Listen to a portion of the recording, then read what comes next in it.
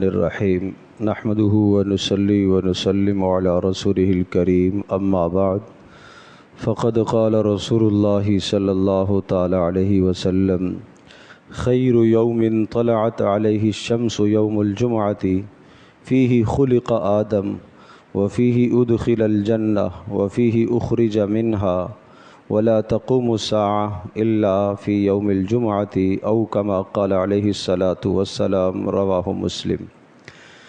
پیارے پیغمبر صلی اللہ تعالی علیہ وسلم کا ارشاد گرامی ہے کہ سارے دنوں میں جن میں سورج طلوع ہوتا ہے ان تمام دنوں میں سب سے بہترین دن جمعے کا دن ہے، اور اس جمعے کے دن میں اللہ پاک نے آدم علیہ السلام کو پیدا فرمایا، اور آدم علیہ السلام کو اسی جمعے ہی کے دن میں جنت میں داخل کیا گیا، اور جمعے ہی کے دن میں وہ جنت سے انہیں باہر بھی لایا گیا اور دنیا میں بھیجا گیا، اور قیامت تک انسانوں کی نسل کا جو سلسلہ چلا، یعنی جمعے ہی کے دن سے اللہ نے اس کا آغاز فرمایا، اور قیامت بھی جمعے ہی کے دن میں قائم ہوگی۔ اسلام میں جمعے کے دن کی بہت بڑی اہمیت ہے کہ ہفتے میں ایک دن مسلمان اللہ کے حضور سب کے سب مل کر جمع ہو کر اجتماعی طور پر ایک بندگی اور عبادت بجا لائیں اور اپنے رب کو راضی کرنے کی کوشش کریں۔ اور ساتھ ساتھ اسلام نے لوگوں کی تعلیم اور تربیت کا بھی اتنا انتظام کیا کہ جمعے کے دن ظہر کے وقت بجائے 4 رکعت فرض کے 2 کو مقرر فرمایا، اور 2 کی جگہ پر خطبہ مقرر کیا گیا تاکہ اس خطبے کے ذریعے سے لوگوں کی تعلیم اور تربیت کا انتظام ہو سکے، انہیں زندگی کے مسائل سکھائے جا سکیں، اللہ کے احکامات سے وہ آشنا ہوں۔ اس لیے اللہ تبارک و تعالیٰ نے 4 کے بجائے 2 رکعتیں جمعے میں مقرر فرمائی ہیں، اور 2 کی جگہ پر اللہ پاک نے وعظ و نصیحت کا انتظام فرمایا۔ تو اس کا مطلب یہ ہوا کہ جمعے کا حق جب ہی ادا ہوگا کہ آدمی جمعے کے دن کی تعلیم اور تربیت بھی حاصل کرے، جو وعظ مساجد کی میں ہوتے ہیں ان وعظوں کے اندر آدمی شریک رہے۔ پھر پیارے پیغمبر صلی اللہ تعالی علیہ وسلم نے یہ بھی بتایا کہ جمعے کے دن ایک خاص وقت ایسا ہوتا ہے جو خاص قبولیت کا ہوتا ہے۔ اس وقت میں بندے کو اگر اللہ سے مانگنے کی توفیق ہو گئی تو ضرور اس کی دعا قبول ہوگی، اور وہ وقت یا تو جب امام ممبر پر بیٹھتا ہے خطبے کے لیے وہ وقت ہے، اور یا جمعے کے دن عصر کی نماز کے بعد کا وقت ہے۔ بہرحال یہ ساری فضیلتیں اور یہ ساری برکتیں اس آدمی کو حاصل ہوتی ہیں جو جمعے کے آداب کا خیال رکھتا ہے۔ جمعے کے آداب پیارے پیغمبر صلی اللہ علیہ وسلم نے یہ بتلائے ہیں کہ جمعے کے دن آدمی حسب استطاعت اپنی پاکیزگی کا اہتمام کرے، یعنی غسل خوب اہتمام سے کر لے۔ نمبر 2 ارشاد فرمایا کہ جو آدمی کے پاس اچھی خوشبو ہو اسے آدمی استعمال کر لے، یا کوئی تیل وغیرہ ہے اسے آدمی استعمال کر لے اور بالوں کو تیل لگا لے، اس سے روزے پر کسی قسم کا اثر نہیں پڑتا خوشبو کے استعمال سے، تیل کے لگانے سے۔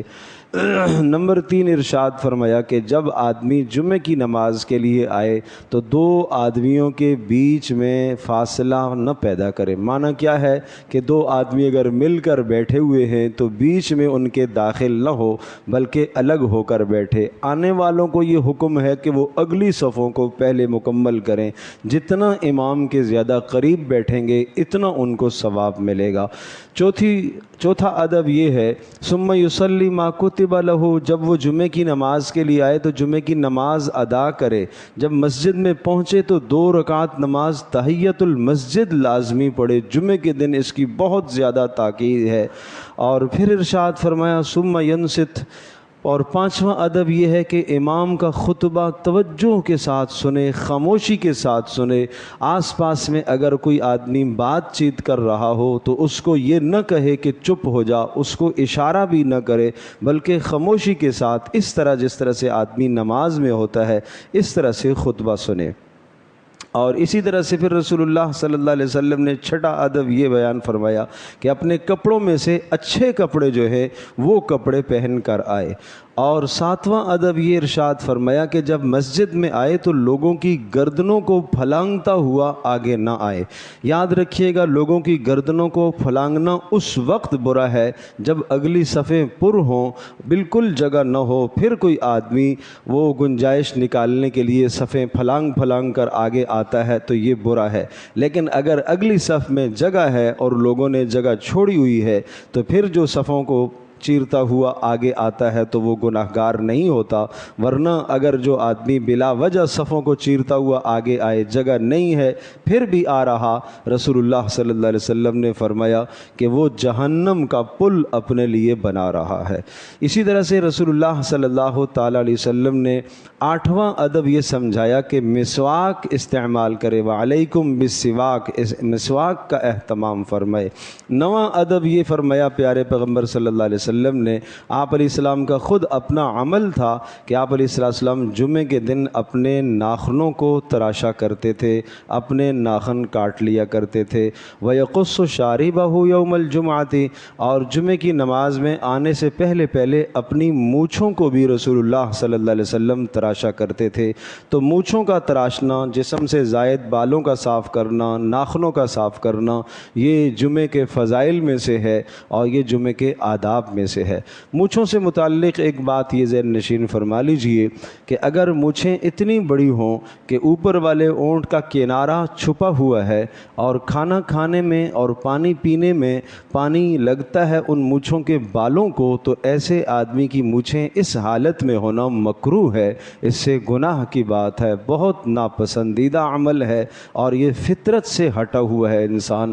جبکہ تمام کے تمام انبیاء علیہ السلام کی فطرت ہے مونچھوں کا صاف کرنا، مونچھوں کو تراشنا، یہ فطرت ہے۔ تاہم اگر کوئی آدمی رکھتا بھی ہے تو اس میں گنجائش ہے کہ اوپر والے اونٹ کی کناری مکمل طور پر نظر آنی چاہیے، اور جب پانی پیے یا کوئی چیز کھائے تو مونچھوں کے بال کھانے والی چیز کے ساتھ، پانی کے ساتھ نہ لگیں۔ اگر ایسا ہے تو کراہت ہے۔ یہ آداب کی رعایت کر کے جو آدمی جمعے کی نماز کے لیے آتا ہے اور خاموشی کے ساتھ خطبہ سنتا ہے تو کیا فضیلت ہے، کیا ثواب ہے؟ فرمایا گزشتہ جمعے سے لے کر اس جمعے تک کے سارے گناہ اللہ معاف کر دے گا۔ یہ اس امت کو اللہ نے اعزاز دیا ہے، اللہ نے اتنے پیارے مبارک اعمال دیے ہیں کہ گزشتہ جمعے سے اس جمعے تک کے سارے گناہوں کا کفارہ ہے جمعہ۔ لیکن جب یہ اہتمام ہو جو اہتمام بتایا گیا ہے، زینت اختیار کر کے، آپ علیہ السلام نے ارشاد فرمایا تم سے ہو سکے تو ایسا ضرور کر لیا کرو، جمعے کے لیے ایک جوڑا مختص کر لیا کرو، وہ جوڑا صاف ستھرا تم پہن کر پھر جمعے کے آیا کرو۔ عام دنوں کی طرح جمعے کی نماز میں مت آیا کرو، اہتمام کر کے آیا کرو، خوشبو استعمال کر کے، غسل کر کے، اہتمام کر کے، سر پر ٹوپی پہن کر آیا کرو، ننگے سر نہ آیا کرو۔ یہ سب جمعے کے آداب میں، نمازوں کے آداب میں یہ باتیں شامل ہیں، اور اس مبارک مہینے میں جتنا ہم اللہ کے قریب ہونے کی کوشش کریں گے تو اللہ پاک اور ہمیں قریب کر لیں گے۔ حدیث پاک میں آتا ہے جب بندہ ایک بالش چلتا ہے تو میں 2 بالش اس کی طرف آتا ہوں، اور جب یہ 2 بالش آتا ہے تو میں ایک ہاتھ آتا ہوں، جب یہ چل کر آتا ہے تو میں دوڑ کر آتا ہوں۔ اللہ تو دوڑنے سے منزہ پاکیزہ ہے، لیکن مثال دے کر سمجھایا کہ جب بندہ اللہ کی طرف رغبت رکھتا ہے، شوق رکھتا ہے، تو اللہ کی رحمت بھی اس کو ڈھانپ لیتی ہے۔ اللہ پاک ہم سب کے لیے عمل کرنا